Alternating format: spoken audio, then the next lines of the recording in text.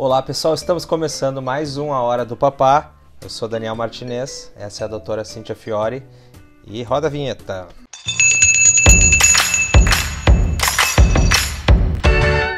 Então pessoal, tudo bem? No programa de hoje eu e a doutora Cíntia a gente vai conversar sobre a importância da mãe, do pai ou do cuidador no processo da introdução alimentar, tá bom? Fiquem aí até o final do programa, que no final do programa vai ter uma coisa muito importante sobre para as mamães, papais e cuidadores que acham que depois que a introdução alimentar começou bem, tá tranquilo, tá resolvido. Então, aguardem para vocês verem se é bem assim. Então tá, Cíntia, quer dar oi para eles aí que eu acho que eu já... Oi pessoal, tudo bem? Muito prazer, vocês que estão iniciando desse programa, que não viram os anteriores, voltem lá para ver os outros e prazer ter vocês aqui. Então vamos lá. Cíntia, a pergunta inicial é: Cíntia, comecei a introdução alimentar do meu bebê, larguei uma maçã na frente dele, ele vai comer? Olha, nem sempre. Porque a primeira vez que o bebê vai tocar no alimento, vai enxergar, é um mero brinquedo para ele. Ele não tem a mínima ideia, né, se for a primeira vez, que esse alimento é para comer de fato. Ele tem a curiosidade, né, de ir, pegar, brincar, levar a boquinha, assim como qualquer brinquedo que ele vá fazer. Principalmente, tanto que um dos sinais de prontidão do bebê é um bebê estar com um brinquedo na mão, pegar um brinquedo, passar de uma mãozinha para outra, levar até a boca. Mas não quer dizer nada que ele vai comer de fato, é uma das etapas da introdução alimentar. É que eu acho que a pergunta, ela quer simbolizar mais o seguinte: tá lá um bebê, ele chega e vê uma maçã na frente dele, assim. Ele sabe que aquilo é para comer? Ele instintivamente reconhece aquilo como um alimento? A não ser que ele esteja vendo a família comendo, que a família estando, né, participando com o bebê do momento da refeição, intuitivamente ele sente que aquilo é algo que é confortável, porque afinal de contas o pai ou a mãe está levando aquele alimento até a boca. Mas ele não sabe, se ele nunca comeu esse alimento, ele não sabe que é de comer. Porque são dois motivos que a criança leva um alimento para a boca. Se a maçã está na frente, por exemplo, se a criança pega e leva até a boca, enfim, o que ela sabe? Ou é por curiosidade, ou é por imitação, que cai na questão de estar junto com os pais ali vendo esse processo. Mas ela não sabe que aquilo é de comer. E aí ela bota aquela maçã na boca, aquele gosto tá bom, ela vai comer. Ela vai reconhecer que aquilo pode ser que ela coma. Pode ser por todos os contatos, né, do alimento, tanto a questão de textura e também sabores diferentes, que na boquinha do bebê eles vêm acostumando o quê? Somente com leites. Pode ser o leite materno, fórmula infantil, na impossibilidade do aleitamento materno. Quando vem um sabor completamente diferente, seja o alimento que for, é uma explosão de sabores na boquinha. Pode ser que ele cuspe esse alimento, porque afinal de contas é estranho. Muito estranho. E é exatamente isso. Então não quer dizer que ele vá comer o alimento de fato. É um processo completamente aprendido. Entendi. A mastigação. Ele vai ter que dar um jeito de mastigar esse alimento. E a gente, até a segunda pergunta é sobre isso. A gente aqui, eu e tu, se a gente começa a sentir um cheiro de uma macarronada, de um peixe, de um bife, o nosso cérebro manda uma mensagem para nossa barriga e começa a roncar, né? Sim. Começamos a salivar. Isso acontece com o bebê que nunca teve contato com a alimentação? Que nunca teve contato, essa exposição, ela é importantíssima para a criança ir sentindo, por exemplo, o barulho das panelas na cozinha, o barulho da troca de talheres e pratos, isso é muito importante.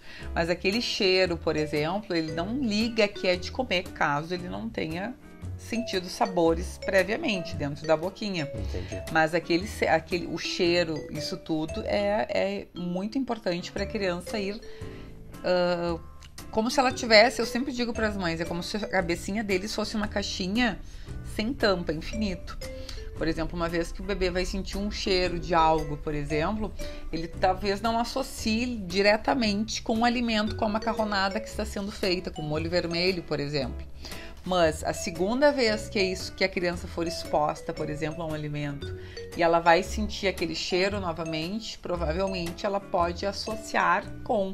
Claro. Então pode vir aí uma recusa, se foi uma memória positiva, uma relação positiva, ou negativa, aliás, ou uma aproximação, se for uma memória positiva, de pegar, de tocar, de ter sido algo importante naquele momento da refeição para o bebê. Então o bebê inicialmente não reconhecendo todas essas coisas, os cheiros, sabores, a gente precisa ser um guia para alimentar esse bebê. Sim, sem dúvida nenhuma. A gente precisa ser um guia, tanto ser o modelo da criança na frente, fazendo exatamente o passo a passo, Que claro que aqui nesses podcasts nesses vídeos a gente consegue dar uma pincelada boa para vocês, mas aprofundar mais, Que é um passo a passo de como fazer, aí é outros 500, como a gente diz, Mas sim, a gente precisa ser um guia no sentido de mostrar para a criança o que a gente está fazendo para que eles possam replicar. Então, um conhecimento muito importante, E quais são os riscos que a gente tem acreditando que o bebê vai se alimentar sozinho? De achar que, não preciso aprender, não preciso estar aqui assistindo esse vídeo, porque o meu bebê, quando chegar, vou botar ele no cadeirão, vou botar uma maçã na frente dele e ele vai sair comendo. Quais são os riscos de se acreditar nisso? Os riscos são muito grandes. E esse exemplo da maçã, foi bom até me falar da maçã, porque a gente jamais vai expor uma maçã. É uma das únicas frutas que a gente não oferece in natura, sem pré-cozinhar, caso for oferecido para o bebê pegar e se autoalimentar, desde os 6 meses, por exemplo, É a única fruta que ela não é considerada um sólido fundível, que a gente consegue, por exemplo, amassar com os nossos dedos e o bebê pegar e se autoalimentar. Ela precisa, se o bebê for pegar, ser pré-cozida. Então esse é um dos grandes erros, uma das questões, de não oferecer jamais a maçã crua em pedaços. Ela pode ser crua, raspadinha na colher, caso esse bebê aceite a colher. Aí ok. Mas os riscos são muito grandes no sentido de eu apresentar um alimento com um corte que não é o ideal para o bebê. A gente pode ter um aumento no risco de engasgo aqui. Alimentos redondos em que podem colapsar, podem ir diretamente para a viária superior e colapsar e o bebê ter um engasgo real, que nem a gente diz que é uma condição, o bebê está engasgado por um fato de um alimento ser oferecido num tamanho, num corte errado e numa textura errada também. Então não é somente o corte, Tem um erro muito comum de dizer: oferece os alimentos, para o bebê pegar em formato de palito que tá tudo certo. Não é por aí. A gente precisa saber, por exemplo, um bebê aos 6 meses faz um movimento, bebê aos 7, 8 meses faz outro movimento, depois aos 9 faz outro movimento. E a gente precisa conhecer isso muito bem para que a gente não ofereça um aumento do risco. E se falando em textura e corte, tem uma questão aí da posição da criança também. Ela precisa estar numa posição reta, sentado, num ângulo de 90 graus, para que eu tenha uma criança que consegue deglutir com facilidade. Caso contrário, a criança não vai conseguir fazer o processo de deglutição. Então, são várias questões que precisam estar muito bem alinhadas. Essa questão que tu falou da posição, é muito comum a gente ir em restaurante e ver criança que está em início de introdução alimentar e elas estão deitadas no carrinho, assim, Uhum. E tu já até me avisou, nossa, aquilo ali é muito perigoso de dar engasgo, porque tipo, a criança tá assim com a mãe socando comida. Então se vai num restaurante, tem que botar a criança na cadeirinha. Na cadeirinha. Se for oferecer o alimento, a gente vê muito assim, o bebê no bebê conforto do carro, eles tiram Eu e o Daniel, a gente fazia isso, mas não introdução alimentar do Alonso. Lembra que a gente ia no restaurante, levava ele final de semana e colocava num lugar seguro, né? Ele às vezes ficava dormindo no Baby Conforto, no carrinho, tirava e deixava ele ali com a gente. Mas isso é um costume muito comum, assim, de deixar as crianças, inclusive antes dos 6 meses, começar uma introdução alimentar de forma precoce, e a criança semi-deitada, assim, e oferecendo colherada na boca do bebê. Então, isso é um perigo muito grande, muito grande. Tem que estar na cadeirinha. Se não tinha cadeirinha, enfim, que normalmente restaurante tem. Às vezes as cadeirinhas não são adaptáveis, né? Um bebezinho pequenininho, mais pequenininha, às vezes aquelas cadeiras muito amplas, assim, a criança não fica muito confortável. Mas se não for assim, se tiver num carrinho, por exemplo, que o carrinho esteja reto e a criança esteja sentada, ela esteja com o tronco ereto. Entendi. Então, vamos cuidar disso aí, pessoal. E Cíntia, nesses 18 meses que é o tempo de uma introdução alimentar, a mãe, pai ou cuidador podem ficar tranquilos apenas por ter uma IA que começou bem, ou as coisas podem mudar nesse meio tempo? Muda muito, muito em todas as fases da criança. Então, aqui para quem tá aqui, chegou nesse programa agora, que o Daniel falou, 18 meses, a introdução alimentar é dos 6, considerada até os 24. Então, são 18 meses nessa jornada aí. Muda muito, muda no sentido de a gente tem um bebê que está em constante desenvolvimento. A gente mesmo iniciando uma introdução alimentar de forma guiada, a gente vai passar por marcos de desenvolvimento, tá? O que é muito errado, pessoal, quem tá aqui se informem mais, a gente ouve muito falar em saltos de desenvolvimento, tá? Isso aí cientificamente não existe, tá? São marcos de desenvolvimento. O que é isso? São habilidades, novas habilidades que a criança vai adquirindo de acordo com a idade. Por exemplo, um marco importante aos 9 meses, é um marco muito importante, que a criança começa a se segurar, ficar em pezinho, caminhar de ladinho, se segurando no sofá, começa a se levantar sozinha. A criança começa a ver o mundo com outros olhos, assim. E como é muita informação, a criança vai fazer aquela nova habilidade até adquirir bem e ficar craque naquela nova habilidade que ela está aprendendo.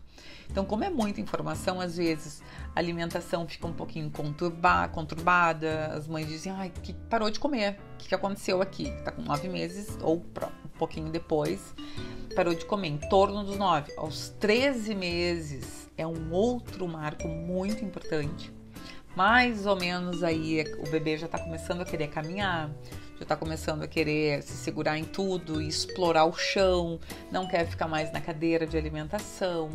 Ou seja, são fases importantíssimas que a mãe precisa saber, a mãe, o cuidador, o pai, ficar muito bem ciente do que vai passar nesse processo da introdução alimentar. Para não achar assim, comecei lindamente, meu bebê aceitava tudo, agora eu vou ficar de braços cruzados porque vai ser um sucesso. Vai ser um sucesso, sim, se vocês souberem o que esperar para saber agir. Caso contrário, vocês vão querer ficar com aquela criança socada na cadeira de alimentação lá com 12, 13, 14 meses e não vai rolar, porque não vai. Ou mais, né? Dependendo do bebê, às vezes aos 17 meses, enfim. E a gente precisa saber como agir. Tira da cadeira? Não tira? Mantém? Para onde que vai esse bebê nesse momento aí? A gente precisa estar com tudo bem alinhadinho. Quando, né, tudo está bem certinho, é sucesso. Então é bastante coisa que tem... É uma jornada bem longa, né? Que as pessoas acham que como começou bem, porque daqui a pouco tem um bebê...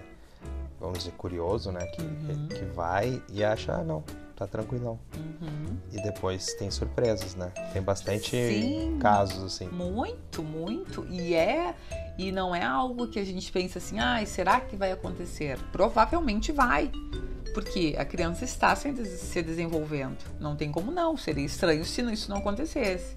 Então, precisa o quê? Saber ponto a ponto os meses, o que vai vir. O meu bebê aqui vai querer sair da cadeira de alimentação. Já sei que isso vai acontecer em algum momento. Como é que eu vou agir aqui? Eu já sei como eu vou agir aqui. Então, assim, o meu bebê aprendeu, antes comia, que era uma beleza, ou na colher, ou pegava o alimento e se autoalimentava. E lá com 11 meses, 12 meses, começou a cuspir a comida. Já mastigava comida da casa, começou a cuspir. Não sei o que é isso, joga no chão, tá cuspindo o alimento. Nesse caso, por exemplo, a criança já aprendeu a mastigar, né? Se foi orientado certinho desde o início, sem liquidificar, sem peneirar, nem nada. Isso em nenhum momento precisa fazer. Mas a criança já mastigava, está com toda a habilidade ok. E a criança começou a cuspir, ela aprendeu que ela sabe cuspir. Aí ela vai cuspir 1, 2, 3, 5, 10 vezes, até que se cuspir já não seja mais interessante. Ela vai vir outra habilidade. Não. São coisas que a criança vai... E como a gente está falando da importância do papel do cuidador, né? Então, tá aí uma coisa importante pro cuidador, o pai e a mãe saber, né? O que fazer. Exatamente, quando essas coisas acontecerem. Se tinha alguma coisa do Alonso, assim, porque ele passou por todos os marcos, obviamente, né? Ele tá com 4 anos agora. Deixa eu lembrar uma dele. O Alonso assim. teve uma época que ele não queria sentar no cadeirão, tu lembra? Ele ficava em pé, toda hora que ele ia ficar em pé. Sim. E dava medo, que achava que ele ia despencar do cadeirão. Aí levantava uma vez, eu disse assim, então tá, levantou, só que teve uma época que ele levantava e sentava. Levantava, sentava. E aí a gente colocou a cadeira num lado assim, que ele ficava seguro, né? Ficava seguro ali. E aí teve uma segunda vez, que eu nunca vou me esquecer, que ele tava e ele começou a chorar. E eu não entendi. E ele apontava e dizia cacão, cacão. E eu não entendi o que era o cacão. E era o cadeirão. Quando eu acho que ele devia ter uns 14, 15, 16 meses, eu não lembro exato. E ele dizia cacão. E ele apontava pro cadeirão e não queria ir pro cadeirão, até que eu entendi que era cadeirão que ele queria dizer. Que eu dizia, vamos pro cadeirão, né? Vamos pro cadeirão. Ele ia, ele é bem faceiro. E aí começou essa transição de não querer ir. Teve essa fase, né? Normal, aí a gente adaptou pra mesinha, aquela história toda. E aí foi ótimo, assim, mas a gente precisa exatamente saber, porque é uma média, né? Eu sempre falo dos marcos 9, 13, 18 e 24. São os mais importantes. Essa época que ele queria levantar era um drama nos restaurantes. Não quer parar, né? Não queria sentar, aí, nossa, era bem... E aí uma dica aqui, importante.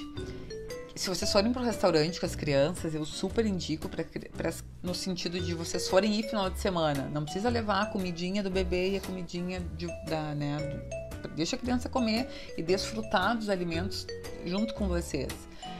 Claro que tudo adaptado do que a criança pode. Mas assim, quando vocês forem com a criança, evitem ir num lugar que vocês vão ter que pedir a comida e essa comida vai demorar. Criança não espera, criança não tem paciência.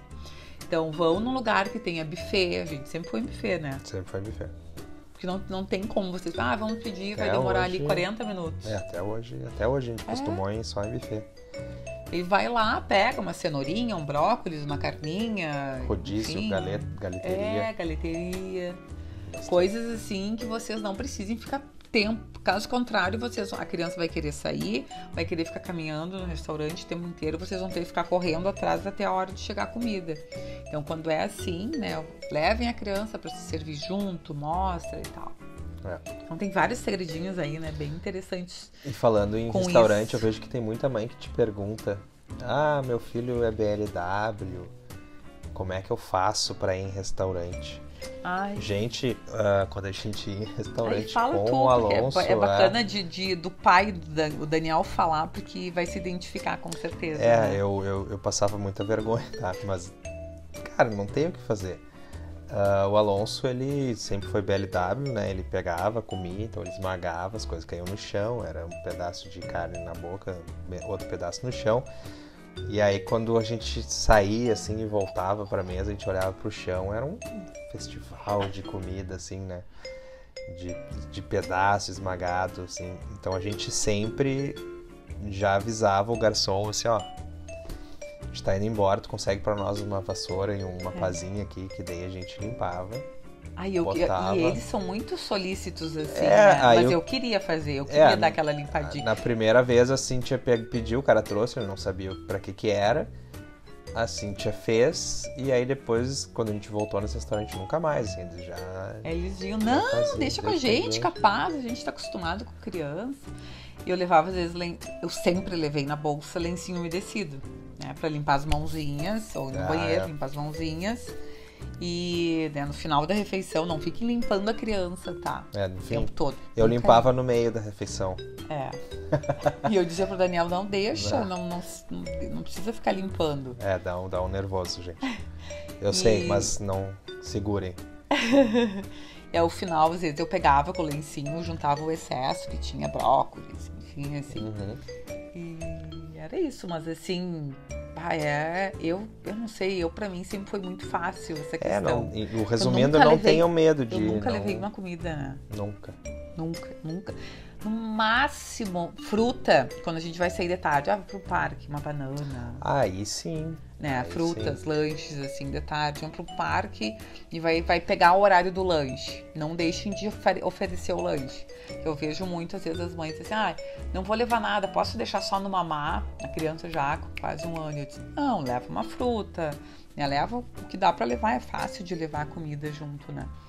Mas refeição principal, assim, eu nunca levei, nunca. Tanto que eu não tenho um potinho térmico, assim, que nunca precisou. Mas se vocês quiserem ser preparados, assim, a gente não tem nada contra. Né? Com certeza, tanto que aí a gente faz todo inclusive, né, no curso, na consultoria, a gente faz todo um direcionamento para isso, que aí precisa ter, né? Quanto tempo levar, como acondicionar os alimentos. Tem crianças que aceitam com o alimento na colher e tá tudo certo nisso. Quanto tempo, né? Colocar os gelox, né, dentro das caixinhas, né, o tempo de térmico, assim, para ter segurança, né? É muita coisa. E Cíntia, pra gente encerrar, a pergunta é a seguinte: qual é o principal papel da mãe, pai ou cuidador? Então, assim, no Mamães e Bebês Satisfeitos, para alinhar bem isso que o Daniel tá perguntando, quando a gente fala em mamães dentro do MBS, que é um método MBS, que são 5 pilares, né, grandes para a gente ter um sucesso na alimentação da criança. Quando a gente fala mamães, né, eu e a minha equipe, o Mamães, ele está automaticamente nomeando o pai, que está sendo cada vez mais presente na alimentação das crianças, o cuidador, seja a babá, seja a avó, seja a tia, seja quem for aí, tá? Então o Mamães, ele engloba todas essas pessoas, e a gente contemplou o Mamães justamente porque é quem normalmente toma frente de todo o processo, quem normalmente faz, né? Mas independente disso, todos vocês aqui são o Mamães do Mamães e Bebês Satisfeitos, tá? Então, assim, qual é o principal papel? Isso tem que ficar muito bem claro sempre quando vocês forem oferecer alimentação para criança, vocês têm um papel importantíssimo que são, na realidade, 3, tá? Que é o que oferecer é com vocês, ou seja, alimentação de verdade, 3 a 5 grupos alimentares, por exemplo, na refeição principal, almoço e jantar. Não deu para oferecer os 5, a gente sabe, né, que são 3 principais, mas idealmente 5 grupos alimentares. Então, o que oferecer com vocês, quando oferecer, que aí é uma rotina pré-estabelecida, ou seja, o bebê de 6 meses está fazendo quantas sonecas? 3 sonecas? Eu preciso seguir uma rotina em que eu ofereça, eu levo em consideração as 3 sonecas do bebê e onde eu encaixo essas refeições de acordo com a idade do bebê. Um bebê de 10 meses, ele já está fazendo 2 sonecas, então eu preciso encaixar as refeições aqui nessas 2 sonecas. Então é tudo bem complexo assim, não é algo que a gente diga, pronto, vou sair oferecendo refeição. Não, precisa saber dessa rotina. Então, o que oferecer em que horários, que a gente não trabalha com relógio fixo, mas com esses intervalos regulares, e o local, que na realidade é junto à mesa da família, fazendo parte, né, da refeição, né, da família dentro de uma realidade de vocês. Tá? Então essas 3 responsabilidades que na realidade a gente fala é com vocês esse processo. Então nada mais, né, do que vocês estarem sabendo o que, quando e onde oferecer, sem distratores, sem televisão, sem tablet, que entra aqui o local, né? Então isso, e né, emendando um pouquinho, porque aí não dá para falar em divisão de responsabilidades, que isso é um tema muito importante, até de uma nutricionista americana que ela fala sobre isso. Então as responsabilidades do cuidador são 3 e a do bebê são 2. Qual é a responsabilidade da criança? Quanto comer do que for oferecido, é somente com a criança. No momento que a gente ultrapassar o limite, começar a forçar a criança para comer, a gente está, né, desrespeitando, né, de forma bastante importante. Aí vai vir recusa alimentar aqui, todo um ciclo horrível, né, de recusa alimentar. E o que comer do que for oferecido é com a criança também. Se eu oferecer 5 grupos alimentares, por exemplo, arroz, feijão, brócolis, cenoura e, sei lá, um bife, se a criança comeu 3 grupos alimentares, isso é com a criança. Tá? Então são 3 responsabilidades do adulto e 2 da criança. Importante sempre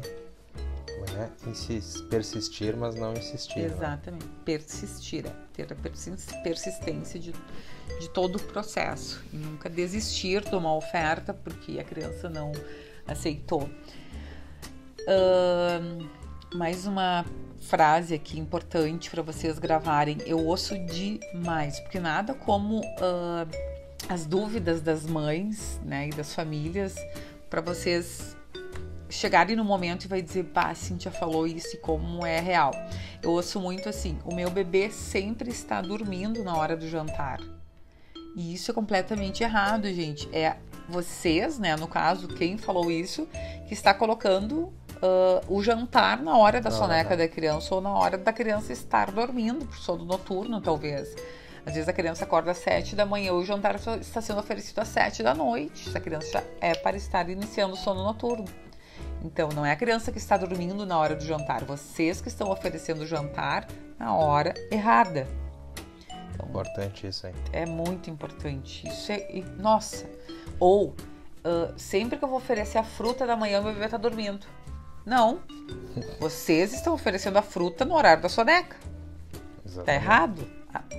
Por isso que a rotina é muito importante. Muito importante. E é aquilo que tu falou, de saber a importância do papel dele. O papel dele é reconhecer isso, que é ele que está fazendo errado. Exatamente. Tanto que no Mamães e Bebês Satisfeitos no MBS tem um módulo somente, que é o 2º módulo, que é rotina de tudo.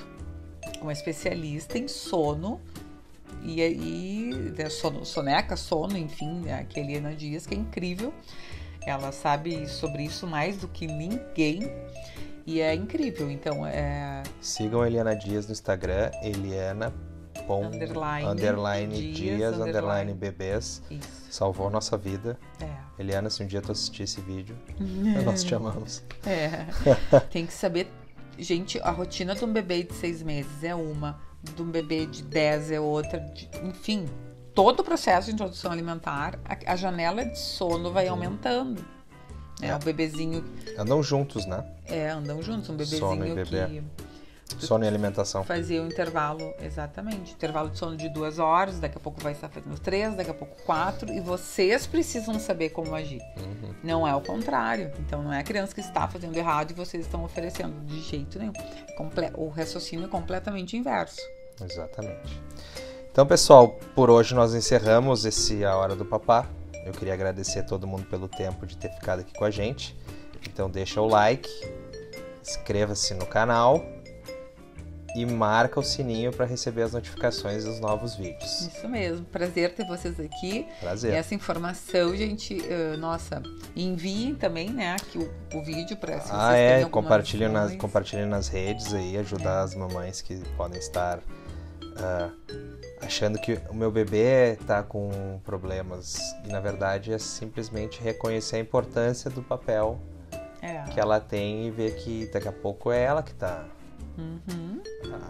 agindo errado. Exatamente. E às vezes é um detalhe, assim, importantíssimo. Que muda tudo, né? Tchau, pessoal. Até mais. Tchau, pessoal. Até mais. Até os próximos vídeos. Até os próximos vídeos.